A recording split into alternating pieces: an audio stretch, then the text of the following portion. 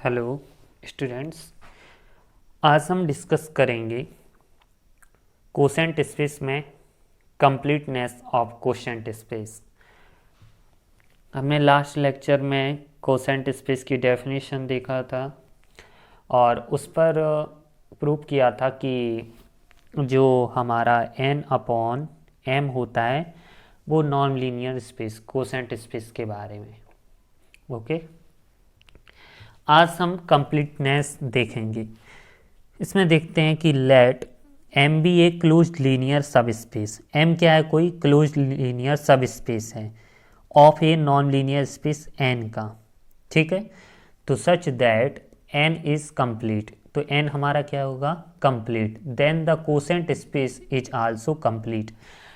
हमने क्या चीज़ बताई थी? देखिए, एंड हैंस इट इज बना के स्पेस। पहले हम इसको देख लेते हैं। हम एक चीज़ आपको बताते हैं। देखिए, जैसे हमने पिछले लेक्चर में प्रूव किया था कि n अपॉन m क्या है? Is norm linear space. ठीक है ना?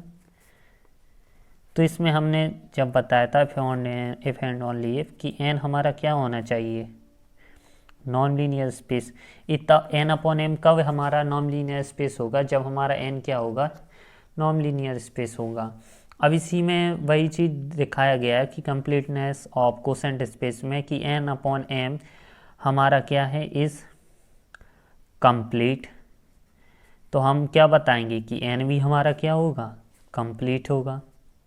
ठीक है ना? और फिर थर्ड कंडीशन में कि n अपॉन m इज बना के स्पेस। तो हम सिंपल से कह देते हैं कि n इज बना के स्पेस। यानी जब हमारा n नॉन लीनियर स्पेस होता है तो n अपॉन m क्या होता है? Non linear. n क्या होता है? कंप्लीट। तो ये भी हमारा कंप्लीट हो जाएगा और बना तो ये भी बना। ओके, इसी की सहायता से हमें इस को क्या करना है? प्रूव करना है कि let m be a closed linear subspace. हमारा m कोई एक क्लोज्ड लीनियर सब स्पेस है of non linear space n में, such that n is a complete. कि n क्या है? कोई कंप्लीट है। Then the quotient space is also complete space. तो हमें प्रूव करना है कि n अपॉन m हमारा कैसा होगा? बना के स्पेस होगा। ठीक है ना? तो हमें सबसे पहले इसको नॉन लीनियर स्पेस में प्रूव करना होगा, लेकिन वो हम लास्ट लेक्चर में आपको इसको दिखा चुके हैं कि किस तरीके से हम इसको प्रूव करते हैं। जिसने नहीं देखा हो देख सकता है वीडियो। बी नो दैट, हम जानते हैं कि इफ़ n क्या है? अभी हमने बताया कि n हम पहले नॉन लीनियर स्पेस लेकर चलते हैं। तो n is non linear space, तो for n upon m is also non linear space. ये हम प्रूव कर चुके हैं कि जब हमारा n क्या होता है? नॉन लीनियर स्पेस होता है, तो हमारा n अपॉन m कैसा होता है? Non linear space. ओके, अब हमें ओनली इसमें क्या प्रूव करके दिखाना है कि एक हमारा n अपॉन m कैसा होना चाहिए? कंप्लीट। जब ये दोनों नॉन लीनियर स्पेस और कंप्लीट हो जाएगा तो हमारा कैसा हो जाएगा? बना हुआ स्पेस हो जाएगा। तो हमने लिखा है कि with respect to norm define by, जो norm of x plus m है, ठीक है ना, सब स्पेस m क्या है हमारा? इधर closed subspace equal to infimum norm of x plus m such that x belongs to capital N और small m belongs to capital M। Let m is complete. हम n क्या करते हैं? Complete मान के चलते हैं, क्योंकि हमें n अपॉन m को कैसा दिखाना है? कंप्लीट दिखाना है। तो then we will be prove that कि n upon m is also complete space. Okay, समझ में आ रहा होगा। For this we will prove that every Cauchy sequence of complete. हम कब जब हम दिखाते हैं तो कंप्लीट दिखाने के लिए देखिए, जब भी हम क्या करते हैं? बना के स्पेस की चर्चा होती है। बना के स्पेस के लिए हमें सीक्वेंस को कंप्लीट दिखाना होता है, और कंप्लीट तब होता है जब हमारा सीक्वेंस कैसा होना चाहिए? कन्वर्जेंट होना चाहिए। ठीक है ना? और कन्वर्जेंट के पहले ही हमारा कैसा होना चाहिए? Non linear space. तो पहले सिंपल सी बात, पहले नॉन लीनियर स्पेस प्रूव करना पड़ेगा, फिर उसमें हमें कन्वर्जेंट दिखाना पड़ेगा। जब ये कन्वर्जेंट हो जाएगा, कन्वर्जेंट या कॉसी सीक्वेंस, ठीक है ना, कॉसी सीक्वेंस, जब ये हमारा कन्वर्जेंट कॉसी सीक्वेंस हो जाए कंप्लीट, तो कंप्लीट की तरह हमारा क्या आ जाएगा? बना के स्पेस। ओके, तो वही चीज़ हमें क्या करना है, इसमें कन्वर्जेंट हमें बताना है कि एन अपॉन एम हमारा कैसा होना चाहिए, कन्वर्जेंट। जब ये कन्वर्जेंट हो जाएगा तो हमारा कैसा हो जाएगा, कंप्लीट हो जाएगा। तो हम रिजल्ट में देखते हैं, a Cauchy sequence is convergent if and only if it is the convergent subspace, convergent subsequence, ठीक है ना। तो लेट करते हैं कि sequence Z N plus M be a Cauchy sequence in N upon M where Zn belongs to capital N, तो then B will prove constructs a subsequence। क्या करते हैं, सबसिक्वेंस लेते हैं कि xn प्लस m एक सिक्वेंस ही है of a Cauchy sequence x Zn plus m, ठीक है ना। जो कॉसी सिक्वेंस होता है, कॉसी सिक्वेंस को जब हम प्रूव करते हैं तो कॉसी सिक्वेंस क्या होता है, इसकी डेफिनेशन हमारी क्या होती है कि जब भी हमारा टू नॉर्म्स होता है इसमें लेते हैं कि दो X M minus X N, ठीक है ना, ये हमारा क्या होता है, ग्रेटर देन एप्सिलॉन होता है ना कॉसी सीक्वेंस में।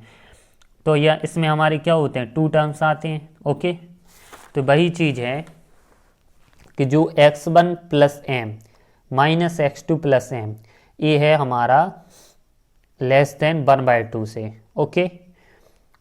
ये हमारी क्या होती है, कॉसी सीक्वेंस की डेफिनेशन। तो अगर इसका हम सेकंड टाइम्स वाला लेंगे तो x2 plus M minus x3 ये हमारा क्या हो जाएगा, ऊपर 1 इधर 2, इस तरीके से लेते जाएंगे तो n टाइम्स तक हम ये लिख देंगे इसको। नाउ लेट करते हैं कि y1 बिलोंग्स कर रहा है x1 प्लस एम में, y2 बिलोंग्स कर रहा है x2 प्लस एम में, तो हमारा एंड सोन yn बिलोंग्स करेगा xn प्लस एम में, ओके। तो देन हम क्या कर सकते हैं, y1 माइनस y2 नॉर्म को, ये हमारा लेस देन होगा 1/2 से, y2 माइनस y3 किससे होगा 1/1/2 का स्क्वायर, इसी तरह एंड ऑन कर सकते हैं। तो yn माइनस yn प्लस 1 हमारा कैसा हो जाएगा, नॉर्म ऑफ लेस देन 1/2 की पावर n, ओके। अब हम क्या करेंगे, जो हमारा y1 बिलोंग्स कर रहा था x1 प्लस एम और y1 जब m स्मॉल m है बिलोंग्स कर रहा है कैपिटल M में, और ये एक सबसेट किसका है, कैपिटल N का, ठीक है। तो y2 भी हमारा x2 प्लस एम में करेगा, तो इसी तरीके से हम लिख सकते हैं कि yn बिलोंग्स करेगा n में। अगर हम इसको पूरा लिख देंगे, क्योंकि ये हमारा सबसेट किसका है, n का, इसलिए हमने क्या लिख दिया है कि yn हमारा बिलोंग्स करेगा कैपिटल N में। Now be will be prove that, अब हम प्रूव करेंगे, देखिए हमने कन्वर्जेंट बता दिया है, अब हमें क्या बताना है, कॉसी सीक्वेंस, ओके। वहाँ पर हमारी कन्वर्जेंट की थी, कन्वर्जेंट में ओनली एक टर्म्स रहता है एक्स एम माइनस, ठीक है ना। बट यहाँ पर कॉसी सीक्वेंस में हमने बताया था डेफिनेशन में कि हमारे क्या रहते हैं, टूस रहते हैं। अभी हमने कुछ देर पहले बताया था कि एक्स, देखिए ये हमारी कॉसी सीक्वेंस की थी कि X M minus X M दो टर्म्स रहते हैं इसमें। तो हमने लिया है कि n ग्रेटर देन m, तो norm of y M minus y N, इसमें हम क्या करेंगे, वैल्यू को टप कर देंगे, ठीक है ना। इसको हम अलग अलग लिख देंगे ट्राइंगल इनइक्वालिटी की सहायता से। वहाँ से हम इसके वैल्यू उठाकर जो हमने पहले लिए हैं वहाँ पर इस सब्स्टिट्यूट कर देंगे। करने के बाद देखते हैं कि a belongs to 0 as mn belongs to infinite, ठीक है। जब हमारा y M minus y N की वैल्यू जब हमारी 0 आ रही है तो एम एन की वैल्यू इनफाइनाइट होगी। जब हम तो हमारा इस तरीके से हम क्या बता सकते हैं, हमारा किससे है, डेफिनेशन से हम क्या लिख सकते हैं कि हमारा बाई एन कैसा होगा, हमारा जो हमारा बाई एन ये क्या होगा, हमारा Cauchy sequence in capital M में एन में। तो y N belongs to y जो बिलोंग्स कर रहा है किस में, कैपिटल एन में। कैपिटल एन हमारा क्या है, इधर कंप्लीट है, ओके। तो since norm of X N plus M minus y minus M, okay.